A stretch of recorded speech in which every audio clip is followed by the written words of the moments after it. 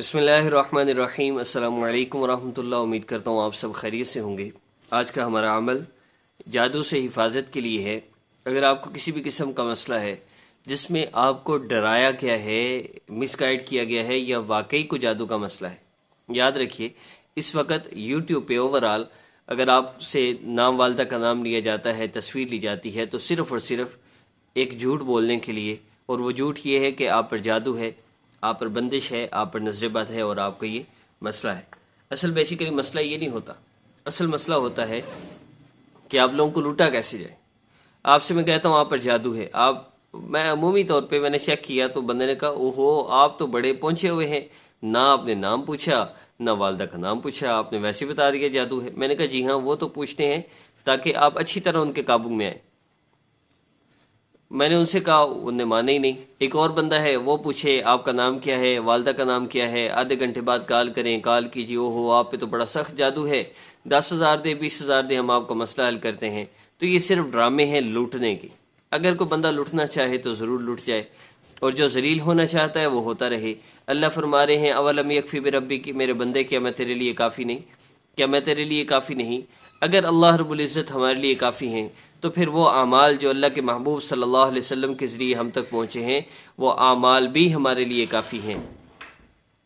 اسلامی خبر آسان وظیفہ آفیشیل کا بیسک اس وقت جو گائیڈ لائن میں سسٹم چل رہا ہے وہ یہ ہے کہ ان اعمال کے ذریعے، جن اعمال کے ذریعے آقا پاک صلی اللہ علیہ وسلم اور صحابہ نے اپنے مسائل کو حل کروایا، ان اعمال کے ذریعے اللہ رب العزت سے اپنے مسائل کو حل کروایا جائے۔ اگر وظائف سے آپ کا مسئلہ حل نہیں ہو رہا تو سمجھ جائیں کہ مسئلہ آپ کے اعمال میں ہے۔ اعمال ٹھیک ہوں تو وظیفہ مختصر ہی کیوں نہ ہو، اللہ مسئلہ حل فرما دیتے ہیں۔ صحابہ کی زندگی آپ نہیں دیکھتے، صحابہ کی زندگی میں جو اعمال تھے، آج کے دور میں بھی بعض لوگ کہنا شروع کر دیتے ہیں وہ تو صحابہ تھے۔ بھی وہ صحابہ تھے تو کیا اللہ پاک نے انہیں شروع سے ہی وہ ایمان اور سب کچھ دیا تھا؟ انہوں نے قربانیاں کی ہیں، انہوں نے مشقتیں اور تکلیفیں اٹھائی ہیں، انہوں نے اللہ رب العزت کو راضی کیا ہے، انہوں نے اللہ رب العزت کو راضی کیا ہے۔ یہ گر گیا تھا۔ میں نے پہلے سوچا چلو ویڈیو مکمل ہو پھر اٹھاتا ہوں، پھر میں نے سوچا نہیں، قلم اور کتاب یہ دو چیزیں، ان کی میں نے بڑی عزت کی اور اللہ نے مجھے بغیر پڑھی پاس کر دیا الحمدللہ۔ اچھا، میں یہ عرض کر رہا تھا کہ اگر دو چیزیں ہیں، دیکھیں جسم بیمار ہو کھانے کو دل نہیں کرتا، روح بیمار ہو اعمال کرنے کو دل نہیں کرتا، اور جس بندے کی روح بیمار ہو، وہ روح جو گناہوں کی وجہ سے اتنی گندی ہو گئی کہ اس کا اعمال کرنے کو دل نہیں کرتا، اس روح کو ملک الموت جب لینے آئیں گے تو اس کو ہاتھ نہیں لگائیں گے، پھر اس کا حشر کیا ہوگا؟ اس کو ہاتھ نہیں لگاتے، پھر ہتھوڑے اور جہنم سے لائے ہوئے وہ اوزار کام آتے۔ اب آپ خود سوچئے کہ اگر میرا اعمال کرنے کو دل نہیں کرتا، اگر میرا پردے کے نام پہ، داڑھی کے نام پہ اور نماز پڑھنے پہ میرا دل گھبراتا ہے، میرا دل تنگ ہوتا ہے، تو میری روح بیمار ہے۔ اب اس بیمار روح کے ساتھ جو بندہ دعائیں کر رہا ہے، اب اس کی دعا قبول ہوگی؟ ایک بندہ اللہ 5 دفعہ دن میں بلا رہے ہیں، 5 دفعہ اللہ رب العزت نے بلایا، اس نے لبیک نہیں کہا، اس نے نماز نہیں پڑھی، اور پھر دعاؤں میں لمبے لمبے وظیفے کر کے دعائیں کر رہے ہیں، یا اللہ مدد، یا اللہ مدد، میری مدد فرما دیں، میرا مسئلہ حل فرما دیں، تو اس کے تو گلے بنتے ہیں۔ اللہ نے تجھے بلایا، تو نے نہیں سنا، اور اب تو بلا رہے ہو، پھر تیرے شکوے بھی شروع۔ نماز کی پابندی کریں، اللہ رب العزت سے تعلق جوڑیں۔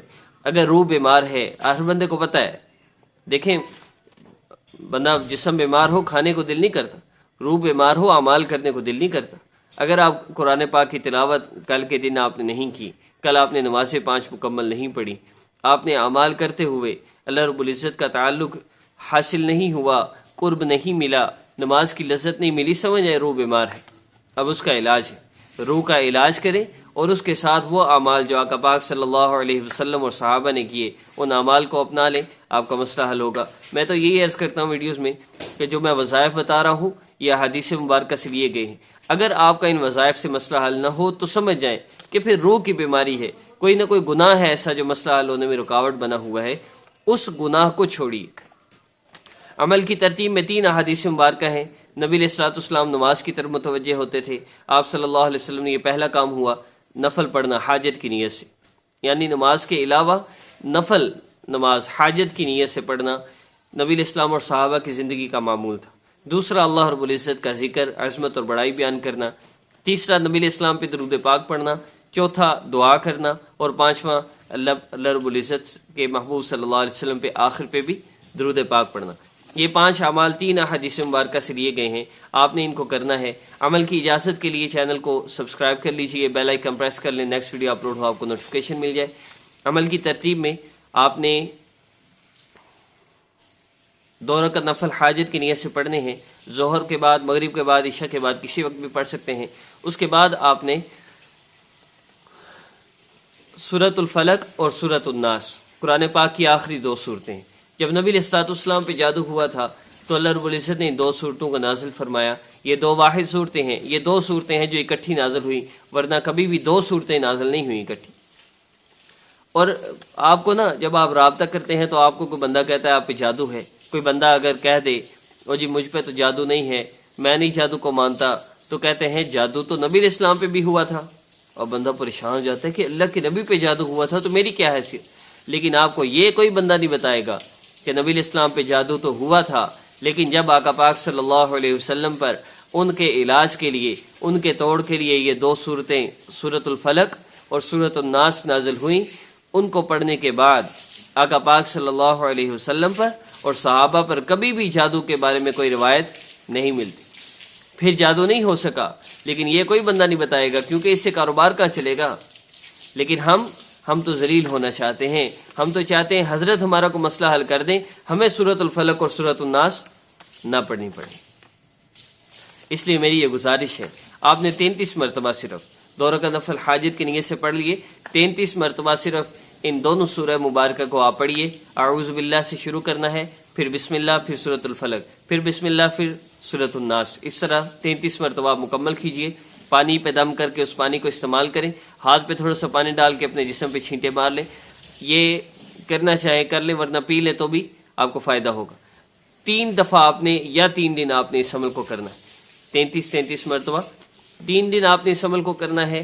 اگر 3 دن کے اندر آپ کو چینجنگ فیل ہو، آپ کو تبدیلی محسوس ہو، تو سمجھ جائیں کہ جادو ہے، پھر آپ اس کو 70 مرتبہ کر دیں اور کنٹینیوسلی پڑھتے جائیں ڈیلی، تب تک جب تک بیماری ختم نہ ہوئے، تب تک جب تک مسئلہ حل نہ ہو۔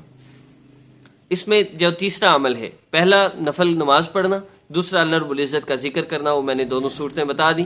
باوضو قبلہ رو بیٹھ کے اور مصلی پہ بیٹھ کے آپ نے عمل کرنا ہے، اور جن دنوں میں نماز نہیں پڑھنی ان دنوں میں عمل نہ کریں، بعد میں کر لیجئے گا۔ اور تیسرا کام نبی علیہ السلام پہ درود پاک پڑھنا، کہ نبی علیہ السلام نے فرمایا کہ اللہ کا ذکر کرو، پھر جتنا ہو سکے مجھ پہ درود پاک پڑھو، اور پھر جو چاہو اللہ سے مانگ لو۔ تو ہم نے درود پاک پڑھنا ہے، وہ بھی کم از کم 33 مرتبہ تو لازمی ہو، اور اس کے بعد اللہ رب العزت سے دعا کرنی ہے، اللہ میرا جو بھی مسئلہ ہے آپ تو حل فرما سکتے ہیں، دنیا والے تو لوٹنے کے چکروں میں ہیں، ہر بندہ جادو نصب بندش بتاتا ہے، اللہ میرا جو بھی مسئلہ ہے آپ حل فرما دیجئے، میں آپ کے در پہ آ گئی ہوں، آپ نے میرا مسئلہ حل فرمانا ہے، میں نے کسی دنیا والے کے پاس نہیں جانا۔ اور آخر میں پھر 3 مرتبہ درود پاک پڑھ دیجیے، انشاءاللہ آپ کا مسئلہ حل ہوگا۔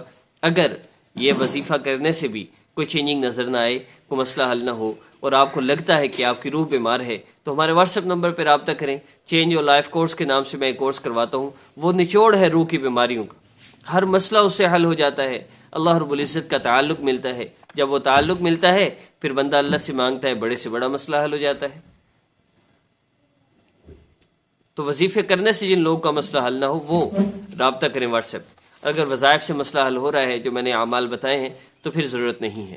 السلام علیکم ورحمۃ اللہ۔